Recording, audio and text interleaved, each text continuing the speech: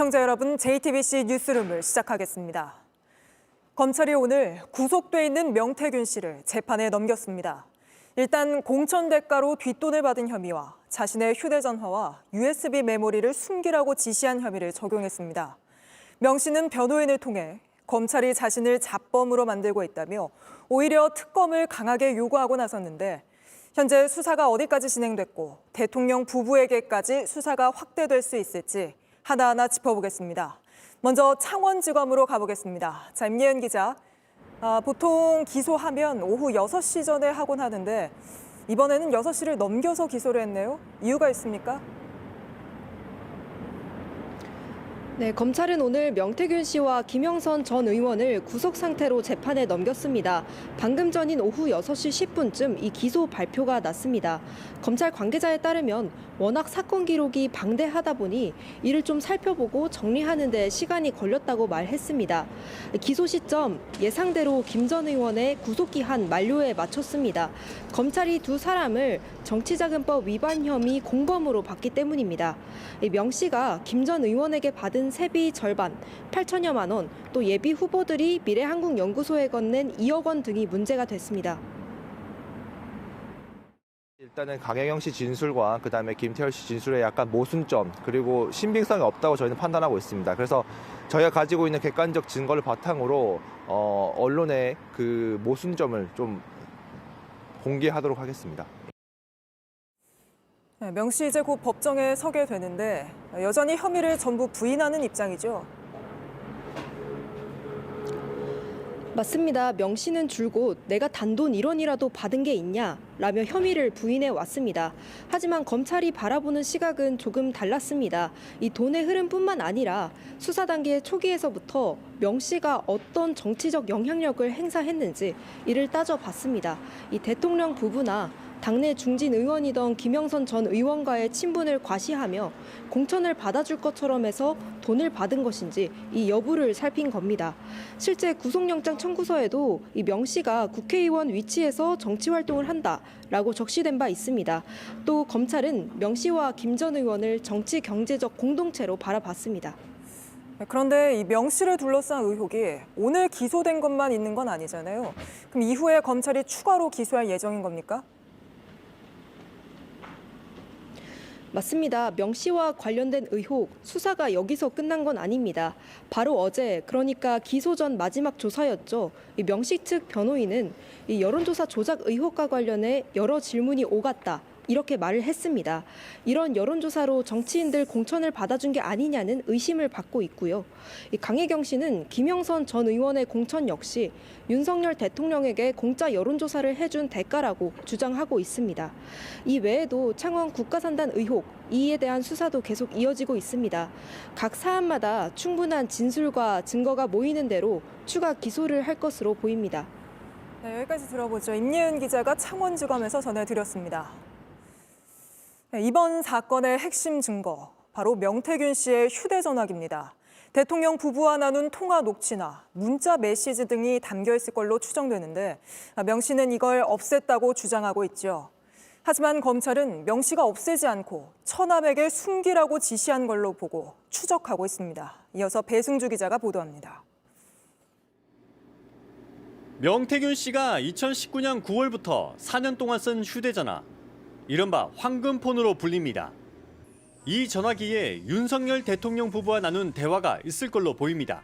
아침에는 전화 오고 점심때 오후에 이런 데 문자 전화 오고 허위 사실 유포라고 그러면 사실 통화기 역을 보고 보면 되는 거고. 명 씨는 자신이 구속되면 이 전화기에 담긴 대화를 폭로하겠다고 말해왔습니다. 나름대로 용산에 보내는 SOS라고도 표현했습니다. 그다음부터 이제 공적 대화 이제 대통령 보내는 윤석열하고 따봉만 나오는 거. 편집해갖고. 이목이 집중되자 아버지 산소에 묻었다고도 했다가 불태우겠다고도 말했습니다. 오늘 다 불질러버리고 다 끝내버릴 거예요.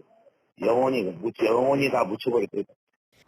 윤 대통령과 가까운 정치인들에게 일종의 거래를 시도한 정황도 나왔습니다. 지가 영화는 건 구속이 안 되겠나? 안 되지 않겠나? 해야 구속 안 되겠나? 되는데 뭔가를 지금 줘야 되는데. 이 전화기를 휴대전화 대리점에 건넸다고 했지만 거짓으로 확인됐습니다. 또 처남에게 버리도록 부탁했다고도 진술했지만 정작 처남은 버린 장소를 특정하지 못했습니다. 결국 검찰은 전화기가 아직 남아있는 것으로 보고 찾고 있습니다.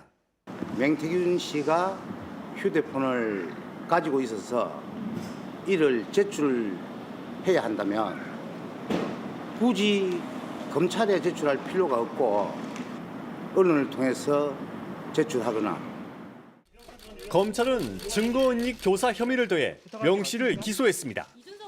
JTBC 배승주입니다. 2022년 5월 9일 오전 윤석열 대통령이 명태균 씨에게 나는 김영선 해주라 했다고 말하는 통화 이후에 실제 공천 결과가 바뀌었는지가 검찰 수사로 밝혀져야 할 핵심 의혹입니다. 현재 어디까지 밝혀진 상황인지 이자연 기자가 자세히 짚어드리겠습니다. 네, 2022년 5월 9일입니다. 자정이 넘은 시각으로 가보겠습니다. 이준석 당시 국민의힘 대표가요, 명태균 씨에게 카카오톡 메시지를 보냈습니다.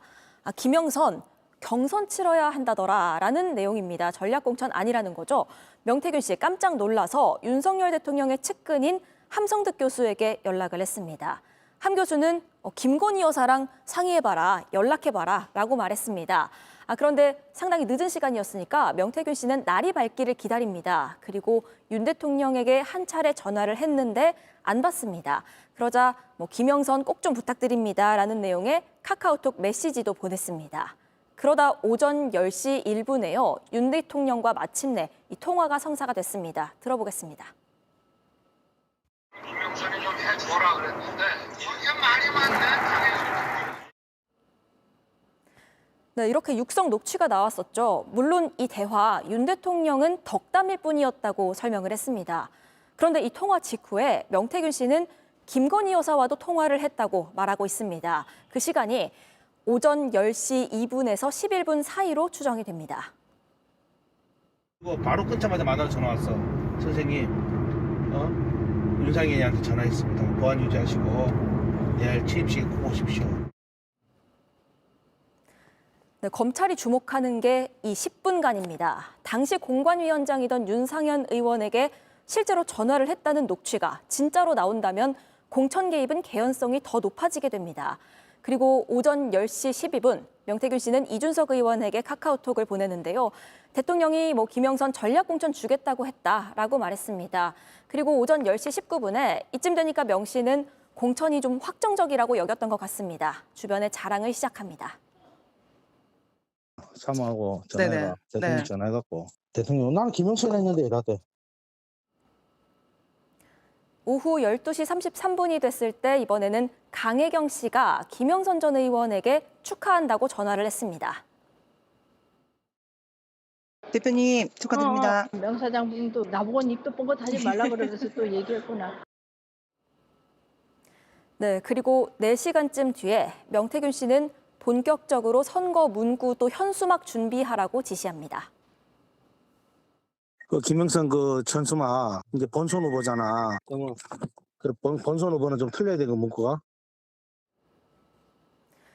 자, 전략공천이 발표된 건요. 하루 뒤인 5월 10일이었습니다. 검찰은 당시 김영선 전 의원의 공천심사 자료를 확보한 상황입니다. 윤 대통령과 통화를 한 뒤에 그 순위가 바뀌었는지 등을 확인하고 있습니다. 명태균 씨는 옥중 입장문을 내고 오늘 특검을 강하게 요구하고 나섰습니다. 검찰의 행태를 보니 특검만이 진실을 밝혀줄 수 있다고 했는데 이를 두고 명 씨가 대통령실 혹은 정치권에 신호를 보내는 거 아니냐는 해석도 나옵니다. 윤정주 기자입니다. A4 한 장 분량 입장문엔 검찰 수사에 대한 명 씨의 불만이 주로 담겼습니다. 명 씨는 입장문을 통해 검찰의 기소 행태를 보고 특검만이 진실을 밝혀줄 수 있다는 결론에 도달했다며 특검을 간곡히 요청한다고 했습니다. 그러면서 조사 과정에서 모든 돈이 강혜경과 김태열에게 흘러간 게 확인됐다며 검찰은 미래한국연구소가 명태균 소유란 증거를 제시하지 못했다고 주장했습니다. 이어 명태균을 공천 대가 뒷돈이나 받아먹는 잡범으로 만들었다고 했습니다. 어린 딸의 이름을 언급하며 자랑스러운 아버지는 아니어도 부끄러운 아버지가 될 수 없어 특검을 요구한다고도 했습니다. 윤석열 대통령과 김건희 여사를 언급하진 않았습니다. 구속되기 전 명 씨는 감옥에 가면 정권에 타격을 입힐 거라 주장했습니다. 내가 들어가면 한 달 만에 그냥 이 정권이 무너질 거지.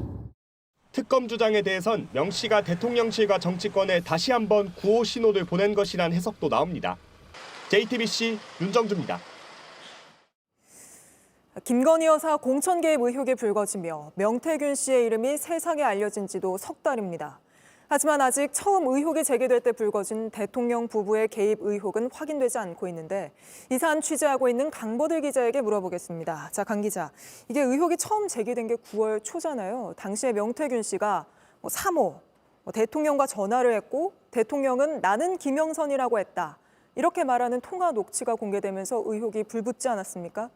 네, 그 뒤로 정말 많은 전언들 그리고 주장들이 나왔습니다. 이 내용도 하나하나 충격적이었지만 저희로서도 사실이라고 못 박아 말하기 어려운 것들이었는데요. 네. 그중에서도 대통령 부부와 관련된 것들을 크게 묶어보면요. 특히 여사와의 친분을 과시하는 얘기들입니다. 들어보시죠. 여사하고도 계속 통화를 하고 그랬어요. 좋아해요, 여사가. 귀엽잖아. 내 닮았다던데. 이는 내 닮았지. 처음 이제 대면했을 때 이제 뭐 조상의 정성이 많이 들어가는 뭐 자손이네요. 네, 여사가 자기 막내딸을 귀여워하고 이 첫 만남부터 자신과 여사가 서로 호감이 있었다고 얘기해온 겁니다.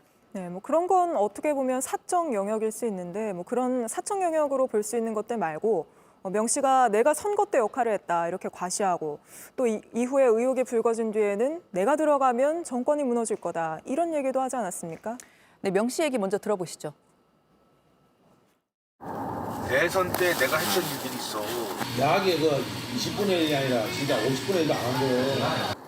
내가 들어가면 한 달 만에 그냥 이 정권이 무너질 거지. 네, 명 씨가 어떤 일을 했던 건지 일단 대선 때 윤석열 대통령에게 공짜 여론조사 제공했다는 의혹에 대해서도 수사가 진행 중입니다. 네. 주변에서는 명 씨가 윤 대통령을 위해 일했다고밖에 믿을 수 없었던 게요. 이 강혜경 씨에게 윤 총장이 궁금해한다, 빨리 보고서 만들어달라 이런 말을 지속적으로 해왔기 때문입니다. 그리고 또 자신 덕분에 김영선 전 의원의 공천을 받은 거다 이런 이야기도 자주 하지 않았습니까? 네, 명 씨의 이야기 그리고 김영선 의원 역시 주변에 뭐라고 말했는지 들어보시죠. 오늘 네. 여사님 전화 왔는데 네네. 내 고마움 때문에 김영선 그렇게 하지 말라고. 내가 고맙다고. 네네. 야, 자기 선물이래. 어쨌든 명태균이의 덕을 봤잖아. 덕을 다 봐갖고 국회의원이 됐기 때문에 내가 미래를 보고 투자한다 생각하고 하는데 이게 사실 말만 가지고는 믿기 어려운 이야기들인데 근데 이게 취재를 계속하면서 이게 허세만은 아니라는 것은 확인되지 않았습니까? 네, 전언이나 주장이 아니라 윤 대통령 부부와 직접 관련이 돼 있다는 증거가 나온 장면 이 3개 있습니다. 먼저 명 씨와 김 여사의 텔레그램입니다. 네. 명 씨가 지난 2월 김해 지역구의 김영선 의원은 단수 공천을 달라 이렇게 요청을 하고 김 여사가 단수면 나도 좋다. 하지만 경선을 치러야 한다고 말하는 내용입니다. 저희가 네. 지난 10월 2일에 단독 보도해드렸습니다. 명 씨는 또 10월 15일에는요. 여사와 주고받은 카톡을 공개했습니다. 여사가 이 박사님께 나는 완전히 이해한다, 의지한다라면서 네. 상당한 신뢰를 표하는 내용입니다. 그리고 나서 지난 10월 31일에는 나는 김영선 주라고 했다는 대통령 목소리까지 나오면서 이 명 씨와 대통령 부부가 사적, 공적으로 여러 얘기를 나눴다는 건 사실로 확인이 됩니다. 하지만 아직 이 대통령 부부가 공천에 개입했다는 의혹까지는 검찰 수사가 이뤄지지 않은 거 아닙니까? 네, 아직 수사는 갈 길이 멉니다. 일단 여러 사람이 들었다고 증언한 오빠 전화 왔죠. 이 여사의 통화 녹취가 있는지가 중요합니다. 정확하게 기억이 나는 게 오빠한테 전화 왔었죠. 잘 될 거예요. 그 부분은 제가 여러 번 반복해서 들었고 너무나 자랑을 많이 하다 보니까 이 강혜경 씨뿐 아니라 김태열 전 미래한국연구소장도 들었다는 사람이 10명 넘는다고 검찰에 진술했습니다. 이 검찰은 이제 막 정치자금법 위반 혐의로 명 씨를 기소했을 뿐이고요. 이 여론조사 조작이나 산업단지 등 이권 개입, 애초 사건의 시작이었던 여사 공천 개입 의혹까지 워낙 복잡하고 등장인물도 많습니다. 하지만 검찰 관계자는 JTBC에 일단 증거를 따라가 끝에 있는 사람을 조사할 뿐이라고 했는데요. 어디까지 수사가 진행될지 지켜볼 일입니다. 알겠습니다. 오늘은 여기까지 들어보겠습니다. 강버들 기자였습니다. 이런 가운데 명태균 씨의 한 측근이 저희 JTBC에 명 씨가 한 대학 교수로부터 개각하면 알려달라며 장관시켜달란 취지의 부탁을 받는 걸 직접 들었다고 했습니다. 해당 교수는 대선 캠프에도 몸담아온 인사로 실제 장관 하마평에도 오르고 있는데 저희 JTBC엔 명 씨와 만난 사실은 인정하면서도 명 씨에 대해 전혀 모르고 만났고 어떤 얘기를 나눴는지 기억나지 않는다고 했습니다. 박사라 기자의 단독 보도입니다. 명태균 씨의 한 측근은 JTBC 취재진에 지난해 11월 현직 대학 교수 A 씨를 비롯한 여러 명과 부산에서 만나 식사를 했다고 말했습니다. 그러면서 이 자리에서 A 씨가 명 씨에게 인사청탁을 하는 취지의 발언을 했다고 주장했습니다. 명 씨가 A 씨에게 용건이 무엇인지 말하라고 했고 그러자 A 씨가 윤석열 정부의 정책을 비롯해 주요 부처의 현직 장관을 비판하는 취지의 말을 했다는 겁니다. 그러면서 A 씨는 명 씨에게 윤 정권의 성공을 위해 내가 필요하다. 개각 수요가 있으면 알려달라고 말했고 명 씨는 이에 대해 알아보겠다고 답했다고 했습니다. 자리에 함께 있었던 다른 인사는 취재진에 명 씨가 당시 윤 대통령과 김건희 여사와 친분에 대해 자랑을 해 그쪽과 가깝다는 느낌을 받았다고 말했습니다. 또 다른 인사는 당시 명 씨가 윤 정부의 외교 문제와 해저터널 사업 등에 대해 언급했던 것으로 기억한다고 밝혔습니다. 다만 이들은 A 씨의 인사청탁건에 대해선 잘 모른다고 했습니다. A 씨는 윤석열 대선 캠프에서 정책 자문 역할을 했고 줄곧 장관 후보자로 거론되어 왔습니다. 이에 대해 A 씨는 명 씨와 만난 사실은 인정하면서도 인사청탁 의혹을 부인했습니다. A 씨는 명 씨에 대한 정보가 전혀 없었고 당시 어떤 얘기를 나눴는지 기억이 나지 않는다고 했습니다. 아니 특별한 그거 없었어요. 제가 아마 지역에 친구들 만나러 가서 혹시 뭐 같이 합류했는지는 모르겠는데 다른 거 없는데 전혀 모르고 만났는데. 취재진은 A 교수에게 더 구체적인 해명을 듣고자 수차례 연락했지만 연락이 닿지 않았습니다. JTBC 박사라입니다. 민주당이 이번에는 국민의힘 추경호 원내대표가 등장하는 명태균 씨 녹취를 공개했습니다.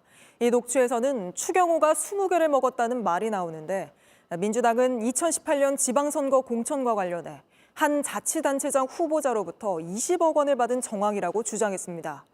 이에 추 원내대표는 엉터리 가짜뉴스라며 명태균 씨의 이름도 처음 뉴스를 접하면서 처음 알았다고 강하게 반발했습니다. 이희정 기자입니다. 대통령 선거 직전인 2022년 3월 초 명태균 씨와 지인들이 나눈 대화가 공개됐습니다. 선거 자금에 대한 내용입니다. 조성 대표 찾았는데 홍 대표 뭐 걱정 없이 끼려고 선거철에다가 저 분량이 다 만들어주는데. 조성재 씨는 2018년 대구 달성군수 예비 후보였습니다. 이어진 명 씨와 당시 미래한국연구소장인 김태열 씨와 통화에선 추경호란 이름이 언급됩니다. 민주당은 김태열 씨가 조성재 씨 공천 문제로 박재기 전 경남개발공사 사장을 만난 뒤 명 씨에게 보고하는 상황이라고 설명했습니다. 그래 박사님 뭐라대요? 지난번 선거 때 추경호가 20kg 먹었기 때문에 지도 처먹었는데 그 남은 먹으면 안 되나? 2018년 지방선거 때 조 씨가 기초단체장 공천을 받기 위해 지역구 의원인 추경호 원내대표에게 금품으로 추정되는 20개, 즉 20억을 건넨 정황이라는 게 민주당의 주장입니다. 조 씨가 2022년에는 명태균 씨를 통해 공천을 받으려는데 추 의원의 반발을 막기 위한 입막음용 금품을 받아놓자는 취지로 말합니다. 그럼 40개 달래? 추경호 20개 주고 20개를 받아? 추경호가 20개 줬으니까 지난번에 도면에 가서 남편 찍고 그냥 현금으로 아니고 수표로 이렇게 던져줘라. 그럼 30개 받으면 되겠네. 명 씨는 조 씨가 자신에게 현금 20억 원을 가져왔다고도 주장합니다. 현금 딱 갖다 놓고 20억 갖다 놓고 살려주세요 합니다. 그래 연결해 줬어요. 예. 그러면 저거 싫으잖아. 민주당은 수사로 진상규명을 해야 한다고 압박했습니다. 추경호 원내대표는 엉터리 가짜뉴스라고 반박했습니다. 그 뉴스 자체가 터무니없는 엉터리 가짜뉴스입니다. 저는 명태균 씨를 이번 최근에 문제가 되면서 뉴스를 접해서 처음 이름을 알게 된 사람입니다. 녹음 파일에 언급된 조 씨는 JTBC에 돈을 준 사실이 없고 명태균과 연락한 적도 없다고 했고 박 씨도 20개에 대해 알지 못하며 조성재 씨와도 그런 친분이 없다고 했습니다. JTBC 이희정입니다. 우여곡절 끝에 최상병 사건 국정조사가 이뤄지게 됐지만 국민의힘 주진우 의원이 여기에 참여할지 말지를 놓고 여야 신경전이 계속되고 있습니다. 주 의원은 대통령실에서 일할 때 문제의 02-800-7070 번호와 통화했던 인물 중 한 명입니다. 이 때문에 민주당은 부적합하다고 지적하는 반면 주 의원은 사건과 관련 없다고 주장하고 있습니다. 먼저 하혜빈 기자입니다. 민주당은 국민의힘이 최상병 사건 국정조사 특별위원회 위원 중 한 명으로 추천한 주진우 의원을 문제 삼았습니다. 대통령실 법률비서관으로 일했던 주 의원은 이른바 VIP 경로설이 불거졌던 지난해 7월 31일 02-800-7070 대통령실 번호로 걸려온 전화를 받은 바 있습니다. 민주당은 주 의원이 사건 당사자이기 때문에 특위위원회에서 빠져야 한다는 주장입니다. 사건 당시 대통령실의 법률적 대응을 총괄했던 주진우 의원이 사건에 대한 직접적인 이해관계에서 자유롭지 않다는 점은 이론의 여지가 없다고 판단됩니다. 조사위원을 즉시 교체하는 게 마땅합니다. 주 의원은 강하게 반박했습니다. 대통령실에 근무했었기 때문에 대통령실 관련 번호로 1년 전 44초 통화한 내역이 한 건 있었을 뿐이라며 아무런 근거 없이 사건 관련자라고 하는 건 명백한 허위라는 겁니다. 민주당은 주 의원 참여에 대해 지속적으로 문제를 제기하겠다면서 국정조사 실시 계획서는 오는 10일 본회의에서 처리할 예정이라고 밝혔습니다. JTBC 하혜빈입니다. 주진우 의원을 둘러싼 의혹이 또 있습니다. 당시 주 의원의 부하 직원인 대통령실 행정관이 외압 의혹의 핵심 인물 유재은 국방부 법무관리관과 통화했다는 겁니다. 광복절 사면 관련 통화였다는 게 주 의원의 해명인데 저희 취재 결과 두 사람의 통화는 이후에도 수차례 이어진 걸로 확인됐습니다. 유선희 기자가 취재했습니다. 야당이 문제 삼은 건 최상병 사건 이첩 회수 다음 날인 지난해 8월 3일 대통령실 법률비서관실 A 행정관이 유재은 국방부 법무관리관에게 전화해 6분 26초 동안 통화한 기록입니다. 주진우 국민의힘 의원은 사면 담당인 A 행정관이 광복절을 앞두고 사면 대상자 선정 기준 관련 실무적인 통화를 했을 뿐이라고 해명했습니다. 그런데 A 행정관은 이후에도 유 법무관리관과 수차례 통화를 한 것으로 확인됐습니다. 국방부가 박정훈 전 해병대 수사단장을 압수수색한 8월 4일 A 행정관은 오전 9시 42분 유 법무관리관에게 문자를 보냈고 둘은 오후 1시 14분에 통화를 했습니다. 이를 전후로 유 법무관리관은 임기훈 당시 국방비서관과 박진희 당시 국방부 장관 보좌관과도 통화했습니다. 8월 7일은 신범철 당시 국방부 차관, 김동혁 국방부 검찰단장, 유 법무관리관 등이 모여 최상병 사건 후속 조치 회의를 열었는데 이날도 비슷한 패턴의 통화 기록이 확인됩니다. 회의 참석자들과 수차례 통화한 유 법무관리관은 오후 5시 이시원 당시 공직기강 비서관으로부터 문자와 전화를 받았습니다. 그리고 오후 6시 50분 법률비서관실 A 행정관에게 전화를 받아 6분 동안 통화한 겁니다. 주 의원은 JTBC에 A 행정관의 추가 통화에 대해서도 사면 관련 통화일 뿐 최상병 사건과는 전혀 관련이 없다고 재차 강조했습니다. 하지만 야권에선 A 행정관과 유 법무관리관의 통화를 전후로 사건의 핵심 당사자들의 통화 기록이 나온 만큼 추가 확인이 필요하다고 주장하고 있습니다. JTBC 유선입니다. 경찰이 오늘 인터넷 매체 서울의 소리를 압수수색했습니다. 서울의 소리가 김대남 전 대통령실 선임 행정관의 녹취를 공개하면서 김건희 여사의 공천 개입 의혹을 제기한 게 허위 사실이었다고 보고 강제 수사에 나선 겁니다. 서울의 소리는 김 여사의 통화 녹취, 또 김 여사의 명품백 의혹 관련 영상 등을 공개한 곳입니다. 심가은 기자입니다. 지난 9월 서울의 소리는 김대남 전 대통령실 선임 행정관과 서울의 소리 이명수 기자의 통화 녹음 파일을 보도했습니다. 김 전 행정관이 경기 용인갑 출마를 준비하고 있었는데 김건희 여사가 바로 그 지역구의 다른 대통령실 비서관을 공천하려 한다며 반발하는 내용이 담겼습니다. 아주 그냥 여사한테 그냥 이 업무 하나 어떻게 저 국회의원 배지에 달게 해주려고 전 떠고 있다. 김 여사의 개입 이유를 언급하는 부분도 있고 이 업무하면 어떤 사람이야 여사 문제잖아. 그렇죠. 예. 그거를 지금 용인갑으로 가게끔 작업치고 있는 거를 바로 이철규가 하고 있다고. 김 여사가 이철규 의원을 통해 개입한다고 주장하는 내용도 있습니다. 왜냐하면 이철규가 그 용산 그 여사를 지금 대변해서 거기서 공간에서 일을 하고 있잖아. 김건희 여사가 공천 개입 많이 하고 있긴 있네요. 하고 있지. 그 루트가 이철규야. 경찰은 오늘 오전 이 보도를 한 서울의 소리에 대한 강제 수사에 나섰습니다. 영장에는 김건희 여사의 공천 개입 의혹을 거짓이라고 표현했습니다. 서울의 소리가 이철규 의원을 비방할 목적으로 방송하고 명예를 훼손했다고도 적혀 있었습니다.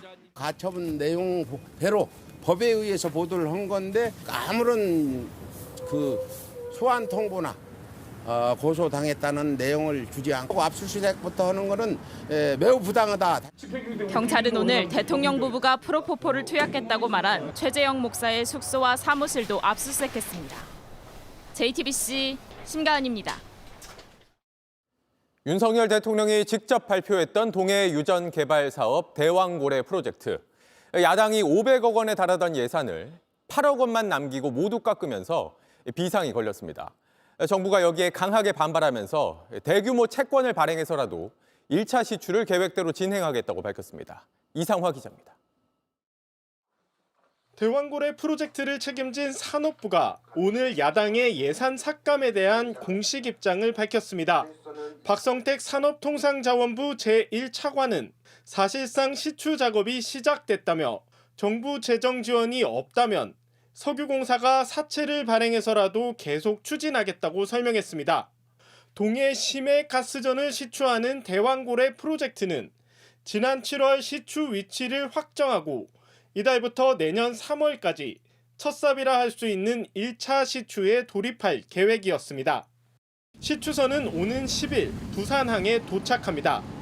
당초 1차 시추 예산 1,000억 원 가운데 절반은 정부 예산으로 충당하려고 했지만 야당 반대로 497억 원이 전액 삭감될 상황에 놓이면서 사업이 차질을 빚을 거란 우려도 커지고 있는 겁니다. 2000년부터 모든 정부에서 유전개발 출자를 지원해 왔음에도 예산 전액 삭감으로 지원을 갑작스럽게 중단하는 것은 합리적인 의사결정으로 볼 수 없습니다. 정부는 예산을 확보하지 못할 경우 어떤 형태로든 대안을 찾겠다는 입장이지만 2020년부터 자본 잠식에 빠진 석유공사가 한 번에 대규모 채권을 발행하기란 부담일 수밖에 없습니다. 그동안 야당의 반대에도 정부가 안일하게 대응했다는 비판도 나오는데 산업부는 2차 시추부턴 해외 기업 투자를 받아 비용을 충당하겠다고 밝혔습니다.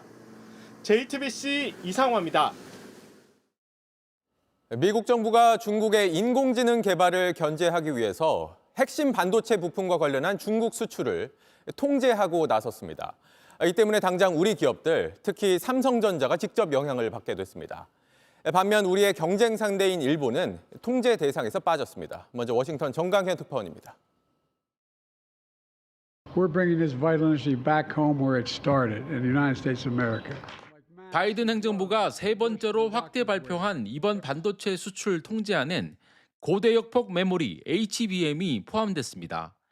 D램을 쌓아 올린 고성능 메모리로 인공지능 AI 개발에 필수적인 부품입니다. 중국의 AI 개발을 견제하기 위한 조치로 보입니다. 특히 해외 직접 생산품 규칙이 적용됩니다. 미국 밖에서 생산된 반도체라도 미국 장비와 기술이 사용되면 중국에 수출할 수 없습니다. 다만 일본과 네덜란드를 비롯한 33개국은 미국과 동등한 수준의 통제 조치를 이미 자체적으로 시행하고 있다는 이유 등으로 이번 통제안 적용에서 빠졌습니다. 하지만 한국은 예외 적용을 받지 못했습니다. HBM은 SK하이닉스와 삼성전자, 미국 기업인 마이크론이 세계 시장을 장악하고 있습니다. SK하이닉스의 경우 HBM 전량을 미국으로 수출하고 있어 큰 영향이 없지만 삼성전자의 HBM 매출 약 10%가 중국에서 발생하는 것으로 알려져 타격이 불가피할 거란 관측이 나옵니다. 우리 정부도 미국 정부를 의식해 대외무역법을 개정하고 자체적으로 대중국 수출 금지가 가능하도록 법적 근거를 마련했지만 중국의 무역 보복 등을 우려해 적극적 대응은 망설이는 분위기입니다. 하지만 대중국 강경책을 예고한 트럼프가 취임 이후 반도체 수출 금지 품목을 대폭 확대할 경우 우리 정부가 고수하고 있는 전략적 모호성만으론 추가 피해를 막기 어렵다는 지적이 나옵니다. The protections of our advanced technologies, these are things we're going to advocate continue because we think that they are not political issues, they're American issues that can serve all of the people of this country. 정부는 협의를 계속하겠다면서도 현재로서 미국 정부의 예외 적용 등을 추가로 요구하긴 어렵다는 입장입니다. 워싱턴에서 JTBC 정강현입니다. 정부는 미국 정부 통제를 받게 된 품목의 중국 수출 비중이 높지 않아서 큰 영향은 없을 거라고 설명했습니다. 그러나 미국과 중국의 패권 다툼 속에 이런 식의 수출 통제가 확대된다면 장기적으로 우리 반도체 업계에 타격이 불가피할 거란 우려가 나옵니다. 이어서 정아람 기자입니다. 미국이 이번에 수출 제한 대상으로 추가 지정한 곳은 중국 기업 140여 곳입니다. 정부는 국내 업계에 미칠 영향이 크지 않을 거란 설명입니다. 한국산 HBM의 대중국 판매 비중이 높지 않다는 겁니다. SK하이닉스는 대부분을 엔비디아 등 미국 업체에 팔고 있고 삼성전자 HBM의 중국 수출 비중도 전체의 10%대입니다. 중국 수출이 막힌 반도체 장비 업체도 소수에 불과하다고 했습니다. 하지만 일본과 유럽 국가들은 빠져나가는 규제를 한국만 번번이 걸리는 것에 대해 우려가 나옵니다. 지난 9월 미 상무부가 양자 컴퓨터, 첨단 반도체 관련 수출을 규제했을 때도 한국은 예외 국가에 들지 못했습니다. 앞으로가 더 문제입니다.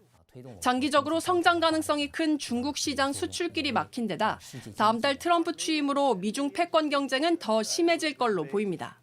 지금 팔고 있는 물건이 작다고 해서 손해가 없다라는 거는 단기적으로는 틀린 말이 아니에요. 장기적으로 볼 때 커져나갈 시장을 우리가 들어가지 못하게 됐다라는 거는 발생 가능한 이익에 대한 손해라는 거죠.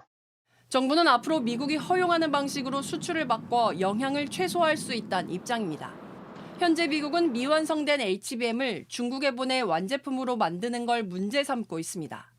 완제품 수출은 제재 대상이 아니기 때문에 중국이 아닌 다른 곳에서 완제품을 만들어 중국에 수출하면 된다는 겁니다. 하지만 가격 경쟁력이 발목을 잡을 수 있습니다.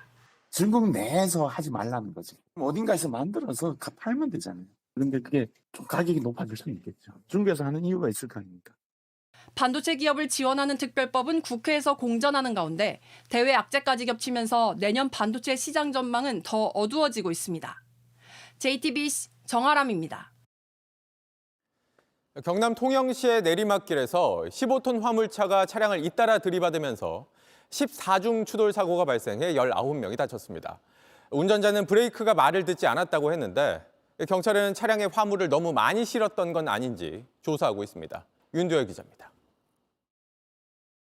굴곡진 경사로를 내려온 차들이 신호를 기다리느라 멈춰서 있습니다. 그 순간 뒤에서 화물차 한 대가 미끄러져 내려옵니다. 이리저리 방향을 틀어보지만 정차하고 있는 차를 피하지 못했습니다. 속도를 이기지 못한 화물차는 뒤에서부터 차례로 들이받으며 앞으로 밀고 들어왔습니다. 가장 앞에 서 있던 차까지 부딪힌 뒤 신호정지선을 지나 도로 옆 가드레일을 받고선 멈췄습니다. 부딪히는 소리가 굉장했지. 쾅쾅쾅쾅쾅쾅쾅쾅쾅쾅 그런 식으로 계속 박더라고요. 출근길은 순식간에 아수라장이 됐습니다. 화물차와 직접 부딪힌 차는 완전히 찌그러졌습니다. 차 14대가 잇따라 부딪혔고 이 과정에서 19명이 다쳤습니다. 사고 많이 났지. 차고 나왔죠. 소방서 차고. 15톤 화물차 운전자는 브레이크가 말을 듣지 않았다고 경찰에 진술했습니다. 하지만 경찰은 화물차 뒤에 벽돌이 잔뜩 쌓여 있었던 점에 주목하고 있습니다. 화물차 기사가 회복하는 대로 무리하게 화물을 실어 사고가 난 건 아니었는지 조사할 예정입니다. JTBC 윤두열입니다. 제주의 한 도로에서 승합차와 1톤 트럭이 충돌해 4명이 숨지고 4명이 크게 다쳤습니다. 사고가 난 곳은 관광객이 자주 지나는 길로 평소에도 사고가 잦았습니다. 우원석 기자가 보도합니다. 파란색 트럭 앞부분이 형체를 알아볼 수 없을 정도로 부서졌습니다. 흩어진 잔해 사이로 누군가 썼을 안전모가 나뉜 겁니다. 흰색 카니발 승합차도 종이장처럼 구겨졌습니다. 오늘 오후 4시쯤 제주 서귀포시 남원읍 한 도로에서 1톤 트럭과 카니발 승합차가 부딪혔습니다. 사고가 난 곳은 제주 516 도로 인근입니다. 평소 관광객이 많이 이용하는 길이지만 왕복 2차선으로 좁고 구불구불해 사고가 빈번한 곳입니다. 원인은 모르겠지만은 카니발 차량이 중앙선을 넘어서 충돌한 사건입니다. 승합차에 타고 있던 6명은 제주도로 여행을 온 여행객이었습니다. 운전자를 포함해 총 4명이 숨졌습니다. 사망자는 모두 부산에서 온 것으로 파악됐습니다. 트럭에 있던 2명과 승합차에 타고 있던 나머지 2명도 크게 다쳐 병원에서 치료를 받고 있습니다. 현장을 수습하기도 쉽지 않았습니다. 차가 좀 심하게 부서져가지고 저희가 저 가차로는 잡을 수가 없으니까 이제 큰 차를 불러가지고 견인하게끔 그렇게 조치를 하고 있습니다. 경찰은 사고가 난 차량의 블랙박스를 수거해 정확한 사고 경위를 조사하고 있습니다. JTBC 오원석입니다. 요즘 버스 회사들이 가짜 환자로 몸살을 앓고 있습니다. 다치는 뒷문에 이렇게 억지로 몸을 밀어놓고 뇌진탕이라며 수백만 원을 타가는 식인데 저희가 이런 가짜 환자들의 행태가 담긴 영상을 여럿 입수했습니다. 신진 기자입니다. 정류장에 들어선 버스. 마지막 승객이 내리고 뒷문도 닫히려는 순간 뒤늦게 온 남성이 문틈에 손을 넣으며 올라탑니다. 곧바로 멀쩡히 걷던 이 남성. 몇 달 뒤 버스 회사에 치료비 200만 원을 요구했습니다. 뇌진탕 등으로 한의원과 정형외과를 한 달 넘게 다녔다 했습니다. 과한 어떤 치료나 합의금 이러한 것들을 요구하시는 분들이 최근에 상당히 많이 늘어났다. 버스 회사 책임이 아니라는 법원 판단에 이 남성은 치료비를 그대로 뱉어냈습니다. 달리던 버스에 일부러 몸을 갖다 대는가 하면 10년 동안 10번 이상 상습적으로 허위 신고를 하는 승객도 있습니다. 치료비를 환수해도 막대한 소송비와 민원 응대의 고통은 보상받을 길이 없습니다. 짧게는 3개월, 길게는 몇 년까지도 걸리기도 하는데 구안화사가 오기도 하고 정신병 치료를 받기도 하고. 특히 버스기사들의 트라우마와 스트레스는 상상 이상입니다. 매일매일 긴장하고 운행하는 거잖아. 그만두신 분도 사실 있고. 지난해 버스 사고 치료비로 쓰인 보험금은 서울에서만 총 111억 8천만 원. 44%가 경상 치료였고 그 가운데 절반 이상이 한방 치료비로 나갔습니다. 양방 치료비는 줄어드는 추세인데 한방 치료비는 10년 사이 4배 이상 늘었습니다. 전국 버스 공제조합은 버스 안에 설치된 최대 12개의 CCTV를 활용해 가짜 환자를 가려내고 고발할 예정이라고 밝혔습니다. JTBC 신진입니다. 뒤통수에 칼을 꽂았으니 배신자 낙인 찍고 매장을 시켜버리자. 무슨 범죄 집단에서나 나올 법한 말인데 의사들 익명 커뮤니티에서 대학병원에 취업한 전공의를 향해 쓴 글입니다. 경찰도 수사에 들어갔습니다. 한민정 기자입니다. 서울의 한 종합병원에 취업한 의사가 누구냐고 묻자 며칠 뒤 이름 초성이 떡하니 올라옵니다. 출신 대학과 근무했던 병원 등 신상 정보도 공개됐습니다. 그리곤 선배들 뒤통수에 칼 꽂았다. 배신자 낙인 찍고 비인간적으로 매장시키자며 조리돌림을 시작합니다. 심지어 부모를 욕하기까지 합니다. 지난 한 달 동안 의사 익명 커뮤니티 메디스태프에 올라온 글들입니다. 피해자인 의사 A씨는 이 같은 메디스태프 글들을 자신의 블로그에 공개했습니다. A씨는 경제적인 이유로 지난달 초부터 근무를 시작했다며 직장을 구했다는 이유로 수백 명의 조롱을 받는 게 이해가 가지 않는다고 호소했습니다. 전공의들이 중단을 선언한 수련의로 복귀한 것도 아닙니다. 계약직으로 일하는 촉탁이일 뿐입니다. 법무와 관계없이 의사를 외부에서 들어와서 임시로 쓰는 건 그런 거 아닙니까? 그런 걸로 경력은 안 될 것 같은데. 메디스태프는 A씨가 올린 피해 호소글을 30분 만에 삭제하고 A씨 계정을 탈퇴 처리하기도 했습니다. A씨는 여러 커뮤니티에 글을 올렸지만 전부 삭제됐다며 메디스태프 의사들은 입맛에 맞지 않는 글에 좌표를 찍고 댓글을 점령한다고 했습니다. 실제로 메디스태프에서 좌표 찍힌 기사를 보면 전공의를 대변하는 댓글이 추천 1000여 건을 받아 맨 위에 올라와 있습니다. A씨는 경찰에 고소장을 접수했고 복지부도 수사를 의뢰했습니다. 경찰은 오늘 서울경찰청 사이버수사대에 사건을 배당하고 본격적인 수사에 착수했습니다. JTBC 한민정입니다. 부산에서 폐기물 매립지 사기 분양 논란이 터졌습니다. 해당 부지는 축구장 6개 크기로 5m만 파도 물구덩이가 되는 걸로 조사됐습니다. 분양받은 업체는 사기 계약이라고 하는 반면 분양을 한 부산도시공사 측은 미리 공고했다는 입장인데 이게 무슨 일인지 구석찬 기자입니다. 부산 신항 인근 일반 산업단지. 공장들 옆으로 거대한 공터가 보입니다. 부산도시공사가 지난해 5월 폐기물 매립지로 분양한 땅입니다. 부지 면적은 축구장 6개 크기인 49,45제곱미터. 분양가는 149억 2,400만 원입니다. 한 제지업체가 계약금 15억 원을 내고 분양받았습니다. 그런데 자체 집안 조사를 해보고 나서 속았다는 생각이 들었다고 합니다. 5m만 파도 물구덩이가 있는 연약 집안이라 매립지로 사용하기 어렵다는 결론이 나왔기 때문입니다. 30m 이상을 파야 단단한 안반층이 나오는 것으로도 조사됐습니다. 지하 보강공사 땐 1,000억 원 이상이 들고 굴착 과정에서 경계지대와 10m 거리의 고가도로가 붕괴될 수도 있다는 의견도 있었습니다. 당연히 이거는 입지로서 문제가 없다 생각을 하고 공공기관이라는 신뢰성을 믿고 분양을 받았는데 심한 분노가 치밉니다. 이 문제는 최근 부산도시공사 인사청문회에서도 쟁점이 됐습니다. 땅의 그 용도가 전혀 그 용도로 사용할 수 없는 땅이다. 연약 집안이다 보니까 이미 공고할 때 그런 사항들이 다 고시가 돼 있었기 때문에 저는 도시공사가 이 사기를 쳤다고 봐요. 저는. 직접 부산도시공사를 찾아가 봤습니다. 도시공사 측은 안전상에도 문제될 게 없다고 반박했습니다. 주변에 피해가 없도록 경계부에는 해야 집안 처리를 다 해놨고요. 가운데에만 일부 안 해놓은 상태. 어차피 이제 더 해야 되다 보니까. 계약 해지 청원을 접수한 국민권익위원회는 뾰족한 대안을 내놓지 못하고 있는 상황. 사기 분양 논란을 둘러싼 날선 공방전만 되풀이되고 있습니다. JTBC 구석찬입니다.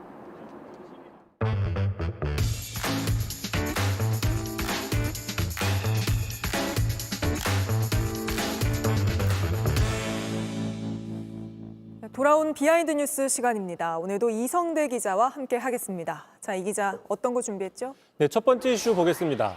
서울시장의 바쁜 하루. 서울시장 원래 바쁜 사람이죠. 하지만 오늘은 더 특별히 바쁜 하루를 보냈습니다. 자, 먼저 오후 3시에 긴급 기자회견을 열고 명태균, 강혜경 씨를 사기죄, 업무방해죄 혐의 등으로 고소를 했습니다. 자, 명태균 씨한테 도움을 받은 사실이 전혀 없고 실패한 사기극이다 이렇게 규정을 했는데 직접 들어보시죠. 네. 우리한테는 안 왔단 말이에요. 그래서 우리한테는 사기 미수입니다. 캠프에서 쫓겨났으니까요. 그래서 저희한테는 사기 미수예요. 이제 이해가 가시나요? 차분히 생각해 보시면 다 이해가 가실 거예요. 검찰에 고소를 했으니까 수사가 이루어지겠지만 명태균 씨의 경우는 내가 오세훈 시장의 당선을 도왔다 이런 주장을 하지 않았습니까? 그렇습니다. 21년 4월 서울시장 보궐선거였죠. 당시 오세훈 후보와 안철수 후보의 단일화 과정에서 오 후보에게 유리하게 판을 짜기 위해서 자신들이 여론조사를 조작했다 이런 의혹을 주장하고 있는 건데 지금 명태균 씨도 그런 주장을 해오고 있습니다. 최근 보도 한번 보고 가겠습니다.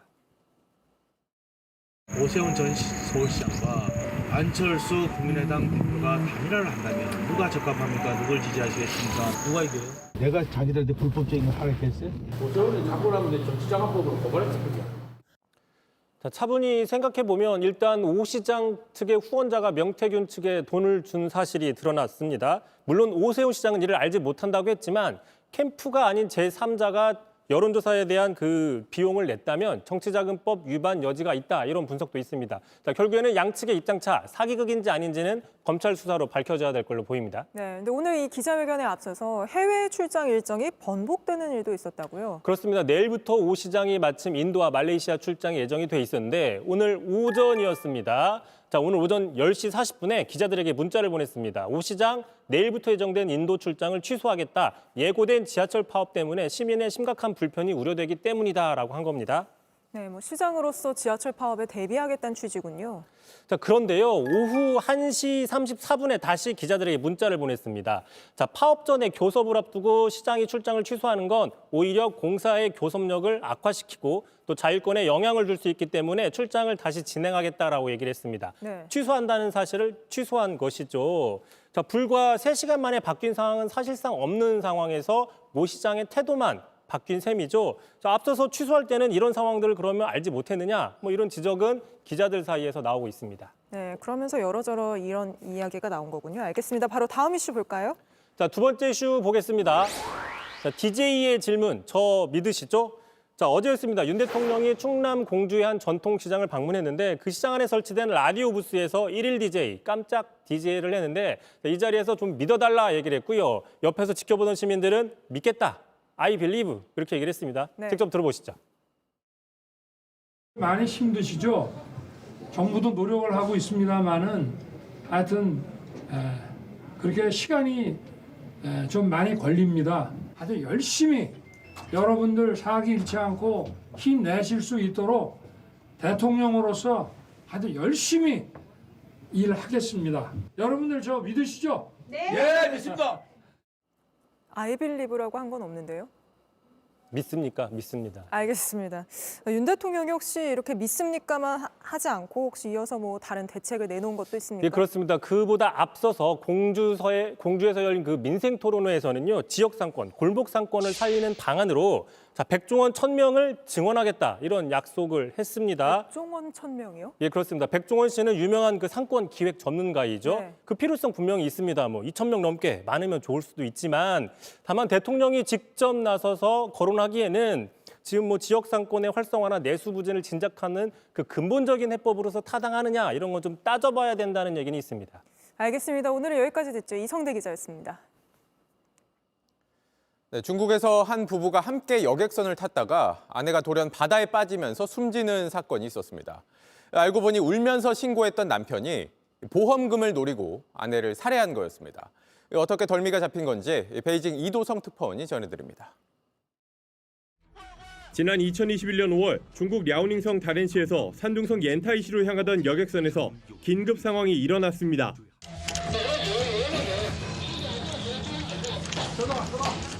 배 위에 있던 한 여성이 갑자기 바다로 떨어진 겁니다. 신고자는 남편인 40대 남성 리모 씨였습니다.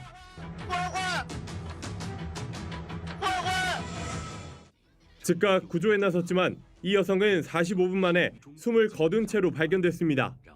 리 씨는 당시 배가 흔들리며 아내가 난간 사이로 떨어졌다고 진술했습니다. 하지만 사건을 조사하던 경찰은 의심을 지우지 못했습니다. 추락한 장소가 쉽게 접근할 수 없는 곳이었기 때문입니다. CCTV 속 피해자가 물에 빠지는 모습도 누가 밀친 것처럼 인위적이었습니다. 我们当时就不太明白他为什么能进到这个盲区里边，所以说我们当时就稍微有点怀疑。 부검 과정에서 결정적인 증거가 발견됐습니다. 시신에는 얼굴에 든 멍과 함께 목이 졸렸던 흔적이 있었던 겁니다. 从角度是有外人在它形成一个争执，或者有一个外人形成在它形成一个损伤。 추가 수사를 통해 피해자에게 우리 돈 23억 원에 달하는 생명보험이 들려 있었던 사실도 확인됐습니다. 결국 경찰은 레스토랑 운영이 어려워지며 큰 빚을 지게 된 리 씨가 아내를 살해한 것이라고 결론지었습니다. 리 씨는 혐의를 끝까지 부인했지만 법원은 받아들이지 않았습니다. 천륜을 저버린 리 씨는 1, 2심에서 모두 사형을 선고받았습니다. 중국 베이징에서 JTBC 이도성입니다. 식당에서 식사 전에 주는 물수건, 이걸로 손을 닦고 입을 닦기도 하죠. 그런데 서울시가 이런 물수건 처리 업체들을 점검한 결과 기준치의 1,500배에 달하는 세균이 검출되는 등 안 쓰는 것보다 못한 경우가 많았습니다. 이은진 기자입니다. 짐 쌓인 공장 한켠에 놓인 먼지 털이기엔 찌든 때가 잔뜩 꼈습니다. 직원들이 세탁을 마친 물수건을 맨손으로 꺼내 레일 위에 옮깁니다. 그대로 먼지 털이기 안으로 들어갑니다. 나온 수건들은 한꺼번에 쌓아두고 갠 다음 공장 바닥에 늘어놓고 포장합니다. 지난 10월 서울시가 적발한 물수건 공장입니다. 여기저기 뭐 짐도 쌓여 있고 불결한 상태였었고 좀 쾌쾌한 냄새도 나. 이런 업체 17곳의 물수건을 수거해 검사한 결과 7곳에서 기준치를 훨씬 웃도는 세균이 나왔습니다. 1,500배나 많은 세균이 나온 곳도 있었습니다. 일일이 지난 거를 계속 보관하고 있는 상태였습니다. 그때 실온 상태에서. 그래서 세균수가 기하급수적으로 증가했다고 생각합니다. 식당에서 사람들이 손 닦고 입 닦은 물수건들. 수거해 바로 빨지 않고 실온에서 며칠간 방치한 걸로 드러났습니다. 일부 공장에선 누런 수건을 인공적으로 하얗게 하는 형광증백제도 나왔습니다.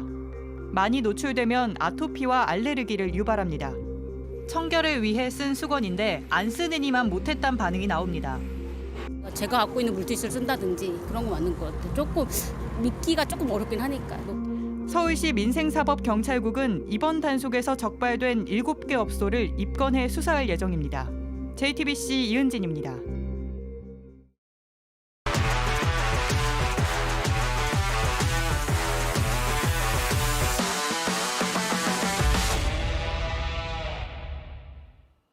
스포츠 뉴스입니다. 체육 대통령을 뽑는 대한체육회장 선거에 오늘은 유승민 전 IOC 위원이 뛰어들었습니다. 출마 이후의 상당 부분은 이기흥 회장 체제에 대한 반발이었습니다. 홍지용 기자가 보도합니다. 선수들과 지도자들 보기가 사실 부끄럽고 미안했습니다. 저도 책임이 있다면 책임이 있다라고 할 수가 있겠습니다. 대한탁구협회를 이끌었던 유승민 전 IOC 위원은 지난 8월 파리올림픽 해단식부터 꺼냈습니다. 당시 이기흥 회장은 문화체육관광부와 갈등하며 선수단 해단식을 일방적으로 취소해 공항을 찾았던 선수들을 곤혹스럽게 만들었습니다. 일방적인 소통의 방식이 지금의 이런 논란을 만들지 않았나 저는 이렇게 생각을 하고 있습니다. 유 위원의 차기 체육회장 선거 출마 이후에는 이기흥 회장 체제의 독선과 독단에 대한 반발이 깔려 있습니다. 지금까지 이 회장 체제에 반대해 체육회장 선거에 뛰어든 후보는 7명입니다. 이 회장은 이미 3선 도전 의지를 드러내며 한 달 앞으로 다가온 선거를 준비하고 있습니다. 다만 계속 이어지는 비위 혐의로 논란이 커지고 있습니다. 오늘은 이기흥 회장이 문체부의 직무정지 징계에 불복해 법원에 낸 집행정지 신청을 두고 재판이 열렸습니다. 이외에도 부정채용을 비롯한 각종 혐의로 경찰의 수사를 받고 있는 데다 최근에는 진천선수촌의 부당농협 계약 의혹으로 검찰의 수사 선상에 올랐습니다. 출마는 어차피 가능하고요. 출마는 이 사건 정지와 무관하게 가능합니다. JTBC 홍중입니다. 류현진 선수의 이 영상 기억나시죠? 김도영 선수를 따라한 이유를 묻자 우리 팀이랑 할 때도 잘 쳐서 나도 모르게 폼을 따라해봤다라고 말했는데요. 류현진은 오늘 야구 시상식에서 올 한 해 가슴 뛰었던 순간들을 돌아봤습니다. 정수아 기자입니다. 역대급 흥행에 내 지분은 어느 정도 있다고 생각하십니까? 솔직하게. 조금은 있다고 생각하고 있습니다. 12년 만에 한국으로 돌아온 류현진은 개막하기 전부터 구름관중을 몰고 다녔습니다. 복귀 첫 승 무대가 특히 강렬했습니다. 커브로 체인지업으로 직구로 단 3개의 공만으로 상대를 허탈하게 만든 3구 3진만 3차례였습니다. 더가웃에서도 눈길을 붙잡았습니다. 후배가 자칫 상대팀을 자극할 때면 직접 개입해 상황을 직접 풀며 이기고 지는 것보다 야구에서 더 중요한 게 뭔지 일러주기도 했습니다. 류현진을 상대로 20홈런 20도루를 달성한 21살 김도영의 스윙을 따라한 모습이 카메라에 잡혀 화제를 모았습니다. 저희 팀이랑 할 때 또 잘 쳤거든요. 근데 그래서 그냥 저도 모르게 그냥 폼을 좀 따라해봤는데 우리 야구의 실력이 좋아져서 무섭다고 말하며 한 해를 돌아본 류현진은 스스로에 대한 평가는 다소 인색했습니다. 좋은 날도 있었고 안 좋은 날도 있었는데 그거를 이제 내년 시즌에는 조금 줄여야 되지 않을까. 류현진은 올 시즌 28경기에서 10승으로 통산 100승 기록을 남겼습니다. 내년 키움 소속으로 뛰는 옛 동료 푸이그와 대결에 대해선 다시 공부를 해봐야겠다며 기대를 표시했습니다. 내년 목표를 물었더니 몇 승을 하겠다는 말 대신 다른 얘기를 꺼냈습니다. 일단은 30경기를 목표로 준비하고 있고요. 뭐 그건 성적은 30경기를 등판하면은 그 안에서 이루어질 거라고 생각하고 있고. JTBC 정서입니다. 유승민 전 IOC 위원이 체육회장 출마 발표를 한 자리죠. 그런데 여기에 예상치 못한 인물이 등장했습니다. 축구 해설가로 활동한 신문선 교수인데요. 체육회장 이슈가 불붙은 이곳에서 축구협회장 선거 도전장을 꺼냈습니다. 기자들이 모인 장소를 찾아서 출마 선언을 시도한 건데요. 이런 장면도 보기 드문 상황입니다. 이제 축구협회장 선거는 정몽규 회장, 허정무 전 감독, 신문선 교수의 3파전 양상으로 치닫게 됐습니다. 출마 이유를 한번 들어볼까요? 재벌회장의 마지막 회장으로서 정씨 집안의 회장을 끝내야 되는 그 생각을 갖고 축구협회장 출마를 결심하게 됐습니다.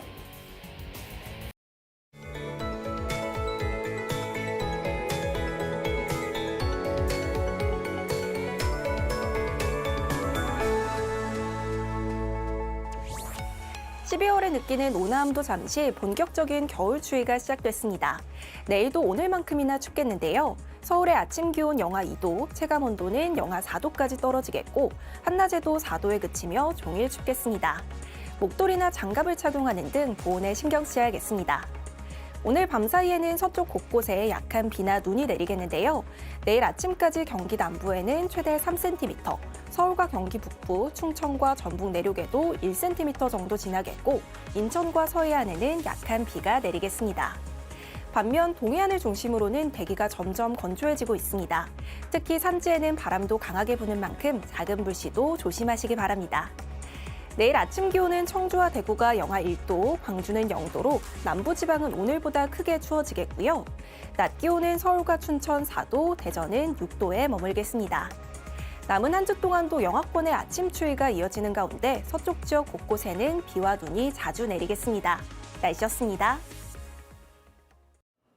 뉴스룸 저희가 준비한 소식은 여기까지입니다. 시청해주신 여러분 고맙습니다.